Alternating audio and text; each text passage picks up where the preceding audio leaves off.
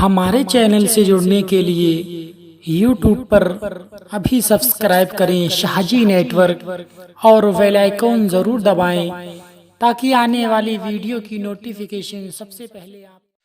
بہت حسین ہے وہ بے مثال عاشق ہیں، بہت حسین ہے وہ بے مثال عاشق ہیں، قسم خدا کی بڑے باکمال عاشق ہیں۔ بہت حسین ہے وہ بے مثال عاشق ہیں، قسم خدا کی بڑے باکمال عاشق ہیں۔ اگر ہو دوسرا ایسا کہیں دکھاؤ مجھے، اگر ہو دوسرا ایسا کہیں دکھاؤ مجھے کہ جیسے میرے نبی کے بلال عاشق ہیں۔ اگر ہو دوسرا ایسا کوئی دکھاؤ مجھے کہ جیسے میرے نبی کے بلال عاشق ہیں۔ حضرات اب آئیے میں پھر بارگاہ رسالت میں نذرانہ پیش کرنے کے لیے گزارش کر رہا ہوں آپ کی مسجد کے خطیب و امام حضرت مولانا راشد صاحب قبلہ سے وہ تشریف لائے اور اپنے کلام سے نوازتے ہیں۔ حضرت کا استقبال سارا مجمع نعروں سے کر لے۔ نعرہ تکبیر، نعرہ رسالت، نعرہ غوثیت، علماء اہل سنت، فیضان شاہجی و رضا، مولانا راشد صاحب قبلہ، نعرہ تکبیر۔ ہمارے آپ کے بیچ وہ ہندوستان کا شاعر جس کی دھوم دھمک اپنی مقامی نہیں بلکہ بیرونی ممالک میں انشاءاللہ تعالی آج مچی ہوئی ہے، جس کے آپ طلبگار منتظر تھے، وہ ہمارے آپ کے بیچ درمیان شاعر اہل سنت حضرت عثمان ہرونی قبلہ مدد اللہ نورانی تشریف لا چکے ہیں۔ الحمدللہ الحمدللہ الذی ابدال والافلاک والردین والصلاة والسلام على من كان نبيا وآدم بين الماء والتين سبحان اللہ۔ أما بعد فأعوذ بالله من الشيطان الرجيم بسم الله الرحمن الرحيم إن أولياؤه إلا المتقون آمنت بالله صدق الله العظيم۔ آئیے سبام انتہائی عقیدت و محبت احترام و خلوص کے ساتھ اپنے آقا نامدار مکی کے سردار مدینی کے تاجدار دونوں عالم کی مالک مختار احمد مصطفیٰ پیارے محمد مصطفیٰ صلی اللہ علیہ وسلم کی مقدس بارگاہ میں درود پاک پڑھ لیں۔ اللہم صلی علی سیدنا و مولانا محمد کما تحب و ترضى ان تصلی علیہ صلاۃ و سلام علیکہ یا رسول اللہ صلی اللہ علیہ وسلم۔ اب حضرات مجھ سے واقف ہیں اور بہت مختصر سا وقت ہے، جو ہمارے مہمان ہیں بہتر یہی تھا ان کو سننا چاہیے تھا، مگر آپ کی محبت اور یہ آپ کا حسن ظن ہے اور حضرات محترم یہ کچھ سمجھ میں نہیں آتا کہ کہاں سے بات شروع کی جائے کہاں ختم کی جائے۔ مختصر وقت میں کوئی اس طرح کی بات نہیں پوری کی جا سکتی، ایک چند باتیں آپ تک میں اپنے اللہ کے محبوب مقدس بندوں کی شان آپ کے سامنے تھوڑی بیان کرتا ہوں۔ ایک مرتبہ اور حضور برکت درود پاک پڑھ لیں۔ اللہم صلی علی سیدنا و مولانا محمد کما تحب و ترضى ان تصلی علیہ صلاۃ و سلام علیکہ یا رسول اللہ صلی اللہ علیہ وسلم۔ ہزار بار عقیدت سلام کرتی ہے، ہزار بار عقیدت سلام کرتی ہے، نبی کے روضے کو جنت سلام کرتی ہے، ہزار بار عقیدت سلام کرتی ہے اور نبی کے روضے کو جنت سلام کرتی ہے۔ اگرچہ شہر مدینہ سے دور ہو لیکن اگرچہ شہر مدینہ سے دور ہو لیکن حضور آپ کی امت سلام کرتی ہے، حضور آپ کی امت سلام کرتی ہے۔ کیا سمجھ پائے گا کوئی سروری میرے سرکار کی، کیا سمجھ پائے گا کوئی سروری میرے سرکار کی، سارا عالم کر رہا ہے نوکری میرے سرکار کی۔ بے شک سبحان اللہ۔ حضرات محترم اللہ تعالیٰ قرآن پاک میں ارشاد فرماتا ہے ان اولیاء للمتقون کے بے شک اللہ کے ولی متقی پرہیزگار ہوا کرتے ہیں۔ آج حضور سید دادا میاں رحمت و رضوان کے غلام ایک جلسہ یہ محفل سجائے بیٹھے ہیں اور حضور سید دادا میاں کی طرف لو لگائے بیٹھے ہیں، پریشان ہیں، صدقے میں پریشانی دور ہو جائے گی، ان کا صدقہ پروردگار تم کو عطا فرما دے گا۔ ان اولیاء کرام کا وہ ان کا فیضان ہے مسلمانوں، ہم پر اور آپ پر حقیقت ہے کہ ہمیں آپ کو اللہ رب العزت ان کے سہرے سے، ان کے وسیلے سے روزیاں عطا فرماتا ہے.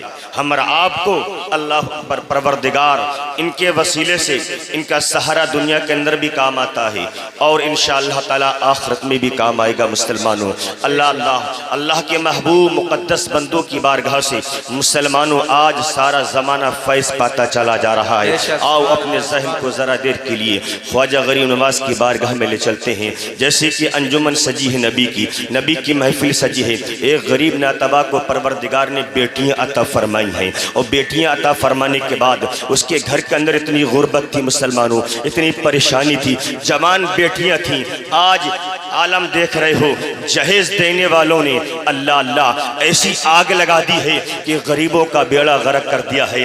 امیر لوگ دیکھو تو مسلمانوں ان غریبوں کو رونا یاد آ رہا ہے. اللہ اکبر، بیچ والوں کو دیکھو، امیر تو امیری میں چھوٹ گیا، بیچ والا بیچ میں چھوٹ گیا، اب بیچارہ غریب کیا کرتا ہے. مگر مسلمانوں ایسی انجمن مصطفیٰ کے اندر وہ غریب بیٹھا ہوا تھا، اپنی بیٹیوں کی جوانی پر وہ ترس کھا رہا تھا اور یہی دل میں سوچ رہا تھا کہ میں اپنی بیٹیوں کا نکاح کس طرح سے فراہم کروں گا. میرے پاس تو اتنا مال نہیں ہے، میں بیٹیوں کو کس طرح سے جہیز دے پاؤں گا. ایک عالم دین کی بارگاہ میں پہنچتا ہے، کہا حضور کوئی ایسا مشورہ دے دیجئے، حضور مجھے کوئی عمل طریقہ ایسا بتا دیجئے تاکہ میری بیٹیوں کا نکاح ہو جائے. سبحان اللہ، میری بیٹیوں کا نکاح ہو جائے. ان عالم دین نے فرمایا تھا، اے میرے بھائی بزرگ پریشان نہ ہو، پریشان ہونے کی بات نہیں ہے. ہم تم کو ایسا نسخہ دیتے ہیں، ہم تم کو ایسا طریقہ بتاتے ہیں. آج انسان سب سے گزارش کرتا ہے، آج بستی کے اندر انسان دیکھتا ہے کوئی غریب ہے، اگر کوئی دبا ہوا ہے تو انسان اس کی مدد کرتا ہے. مگر انہوں نے وہ طریقہ بتایا، غلام مصطفیٰ کو طریقہ بتایا. میرے بھائی تو کسی نیتا کی بارگاہ میں مت جا، جو خواجہ ہند کے راجہ ہیں، ہندوستان کے بادشاہ ہیں، ہم سب کے خواجہ ہیں، وہ غریب نواز ہیں. جا خواجہ کی بارگاہ میں چلا جا، وہ خواجہ کی بارگاہ میں کھڑے ہونے کے بعد میں تو نبی کی نعت پڑھتا چلا جا. سبحان اللہ، نعرہ تکبیر، نعرہ رسالت، علماء اہل سنت. سبحان اللہ، سبحان اللہ، سبحان اللہ. جا خواجہ غریب نواز کی بارگاہ میں چلا جا، چوکھٹ پر کھڑے ہو کے نبی کی نعت پڑھ دینا. سبحان اللہ. بزرگ نے کہا اے عالم دین یہ تو بتا تو نعت پڑھنے سے کام چل جائے گا. کہا ہاں جا، ہم نے کہا ہے خواجہ وہ خواجہ غریب نواز ہے، غریبوں کو نوازتے ہیں، جا تو بھی چلا جا نبی کی نعت پڑھتا چلا جا. اور جب حضرات محترم جب دھرتی سرزمین پر پہنچتا ہے، اجمیر مولا کی سرزمین پہنچتا ہے، آپ چوکھٹ پر کھڑے ہیں، فجر کی نماز ہوئی، نبی کی نعت پڑھنے لگا. ظہر کا وقت آ گیا، کسی نے سکہ بھی نہ دیا، ایک روپے بھی نہ دیا. اللہ ظہر کا وقت آ گیا، ظہر کی نماز ادا کر لی. عصر کے ٹائم ہو گیا، عصر کی نماز ادا کے لیے ایک سکہ کسی نے جھولی میں نہیں ڈالا. مغرب کے وقت آ گیا، مغرب کی نماز ادا کر لی. مغرب کے بعد میں حضرات محترم عشاء کا وقت آ گیا، کسی نے بھی دامن میں ایک روپیہ نہیں ڈالا. لوگ آ رہے ہیں، لوگ جا رہے ہیں. اللہ مسلمانوں، اسی کے دوران کیا دیکھتے ہیں، ایک قوالہ آ جاتی. قوالہ آ جاتی ہے، بیچ میں حائل ہو جاتی ہے. اس نے قوالی اپنی کہنا شروع کر دی. اللہ تو کیا دیکھتا ہے وہ جو نبی کی نعت خواجہ غریب نواز کے چوکٹ پر کھڑے ہو کے پڑھ رہے تھے.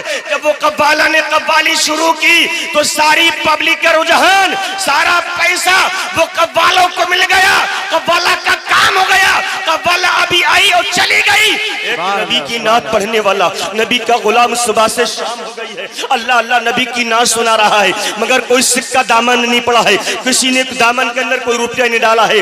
جب عشاء کی نماز ادا کرنے کے بعد میں غریب سو جاتا ہے، جب صبح کی فجر کی نماز ہوتی ہے، جا کر کے چوکھٹ پر خواجہ غریب نواز کے ہاتھ میں چھڑی تھی، 3 چھڑی چوکھٹ پر ماری اور فرمایا خواجہ غریب نواز آپ کی بارگاہ میں یہی فیصلہ ہوتا ہے. اللہ کیا آپ کی بارگاہ سے منہ دیکھ کا فیصلہ ہوتا ہے، منہ دیکھنے والے کو دیا جاتا ہے. میں تو صبح سے شام تک یہاں نبی کی نعت سنا رہا تھا، کسی نے مجھے ایک روپیہ بھی نہیں دیا. کیا آپ کی بارگاہ سے منہ دیکھ کا فیصلہ کیا جاتا ہے، منہ کو دیکھ کر دیا جاتا ہے؟